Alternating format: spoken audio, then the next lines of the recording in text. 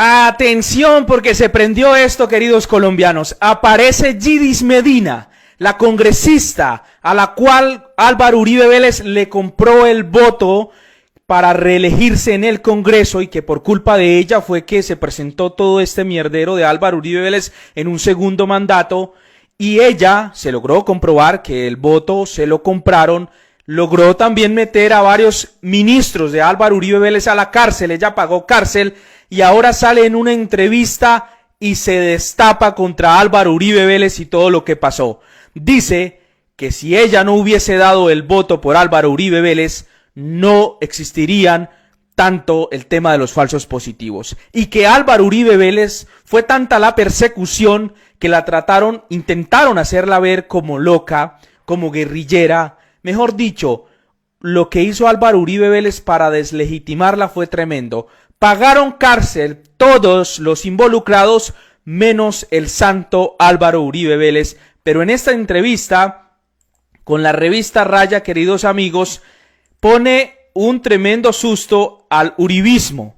Ojo a lo que dice, ojo a lo que pasa con Cecilia Orozco, Yidis Medina, la protagonista de la Yidis política del gobierno de Álvaro Uribe Vélez, que logró que Uribe volviera a retomar el poder, porque Álvaro Uribe Vélez le compró el voto como congresista. Esta señora ahora da una entrevista nuevamente. Ojo a lo que va a pasar, aquí se las dejo. Ayúdenos a compartir, queridos amigos, para darle mayor visibilidad a este tema. El uribismo seguramente está pasando un trago amargo. Aquí los dejo con esto. No olviden dejar su like y compartir. Soy Cecilia Orozco. Bienvenidos al podcast de la revista Raya. Hoy con Yidis Medina, una persona que tal vez algunos de ustedes no conocen o no se acuerdan de su nombre o de ella, pero que fue el centro político de este país hace 21 años y que pasó por un proceso dificilísimo de enfrentamiento con el gobierno muy poderoso de aquella época, el segundo gobierno de Álvaro Uribe Vélez. ¿Por qué la he llamado a ella para que converse con nosotros? Porque acaba de salir una sentencia, última posibilidad de que se revirtiera una condena contra dos altos funcionarios de ese gobierno, la directora del DAS, María del Pilar Hurtado, y el secretario general, Bernardo Moreno. Eso confirma las absoluciones que tuvo que conseguir ella sucesivamente después de que ella confesó que había vendido su voto para aprobar la reelección de Uribe, que entonces no se podía.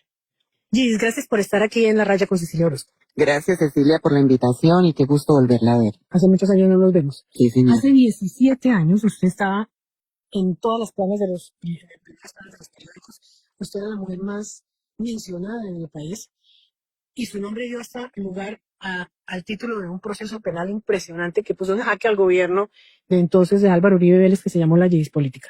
Para las personas que no se acuerdan de lo que pasó, cuéntame brevemente qué fue lo que le involucró usted en ese proceso. Pues cambiar un artículo de la Constitución Política que favorecía al expresidente Álvaro Uribe para hacer de nuevo la reelección, para reelegirse como presidente.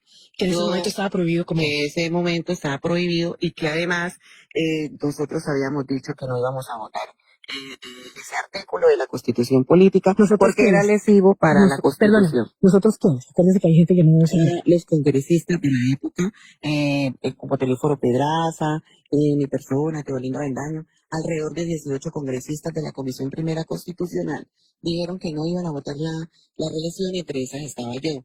El gobierno prende sus alarmas y cuando las prende empieza a hacer ofrecimientos y a llamar a los titulares de las credenciales porque Teolindo y Yidis Medina eran segundos renglones. Yo, en el caso mío, ya era un segundo renglón de la curul de Iván Díaz Mateos. Es decir, usted era representante a la Cámara, pero no titular, sino que usted estaba en reemplazo del titular que era Iván Díaz Mateos, fue condenado después. Sí, yo era el reemplazo de él. Entonces, el gobierno envía a todos sus ministros para que por favor rescaten esa reelección porque ya se iba a vencer el plazo y tenía que ser aprobada en la Comisión Primera Constitucional. Entonces se aprueba en el año 2004, el 4 de julio, en la madrugada cuando todo Colombia estaba durmiendo, el señor Álvaro Uribe mandó todos sus ministros a que se llevaran a Teolindo, a que me convencieran a mí. Iván Díaz Mateos también vino y dijo, no puedes botar las llaves de Palacio al Mar, por favor, yo te dejé aquí, este tiempo que te dejé es para que tú hagas lo que yo dije, lo que yo diga. Y entonces ahí empezó una tremenda guerra entre el uribismo y los que no querían que pasara la reelección en ese momento de Álvaro Uribe Vélez.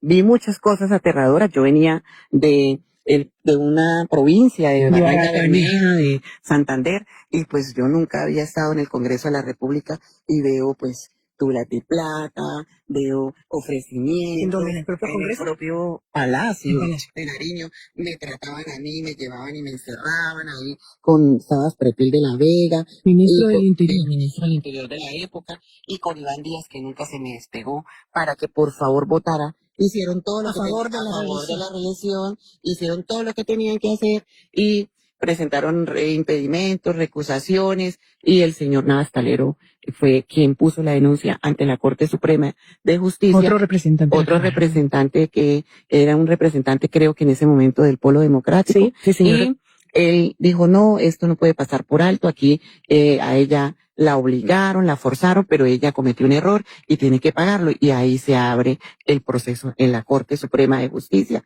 que además después de eso, cuando pasa la reelección, se aprueba con todo este foco de corrupción que armó Álvaro Uribe Vélez, comprándole la conciencia a las personas, pero también intimidándolas, porque se intimidaban a los congresistas y todo eso. Entonces, Navas coloca la denuncia y la Corte abre el proceso y el uribismo me coloca como más o menos un pool de abogados para que yo vaya a la Corte después que me citan y me citan para defenderme.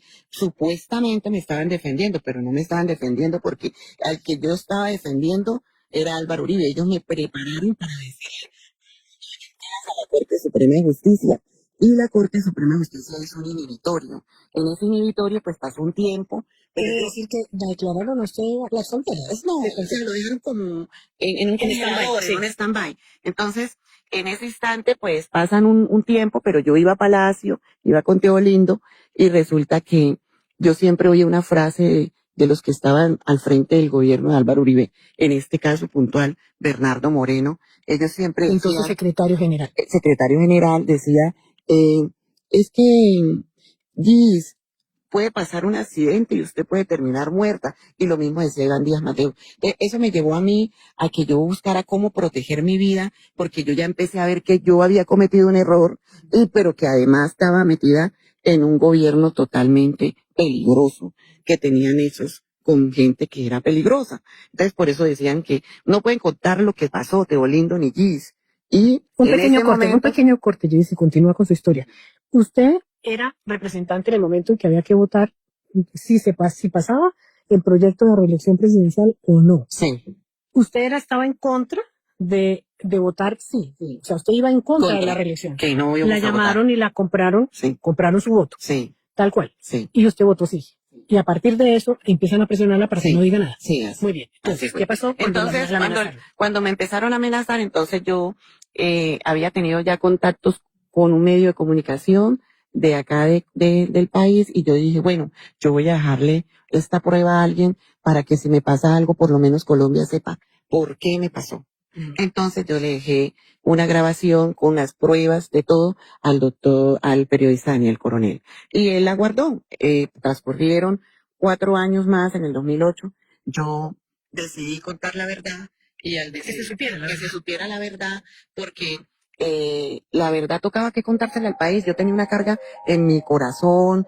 Yo dije, pero yo ¿por qué hice esto? De pronto ambicioné, de pronto cometí errores. Vi que el gobierno en su reelección entonces fue un gobierno más dictador, más represivo, más perseguidor de la gente humilde. Yo dije, no, yo no puedo estar con esta conciencia llena de que yo por qué hice eso. Entonces yo decidí contar la verdad al país, y Daniel sacó la grabación que yo le había dejado. Y eso es lo que se 4 llama, años atrás. 4 años después, eso es lo que se llama la GIS política. Muy bien. Usted va a la corte, cuenta la verdad y la condena. Me condenaron a 48 años, a 47 meses y como 6 días, algo así. Me condenaron, y en esa condena me ¿Qué dicen delito de cohecho? del cohecho, porque yo recibí y ellos me ofrecieron, ¿sí? Sí, señor. Entonces, me condenan y me mandan al buen pastor, pero como yo era madre, cabeza de familia, me dan el beneficio de la casa por cárcel, que no se cumplió en el momento que la corte ordenó, porque el uribismo tenía todo permeado. No, De pues tal era-